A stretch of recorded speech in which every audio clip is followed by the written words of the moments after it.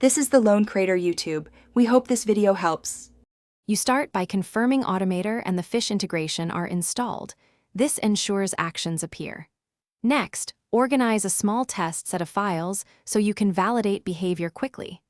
Once done, open Automator and pick the workflow template. You want a blank canvas to control sequence. Then add the Fisch action group from the library and drag core actions into the workflow. This gets you into the first actionable loop, where you can set inputs and outputs for each Fisch step. Now configure the main Fisch steps by mapping inputs like source path, metadata, and any priority flags. This is how Automator passes data. Make sure to set conditional branches so the workflow can handle failures and include retries with a sensible timeout, such as 30 seconds. Once those are set, chain transform, validate, and export actions in logical order so each step receives the previous output.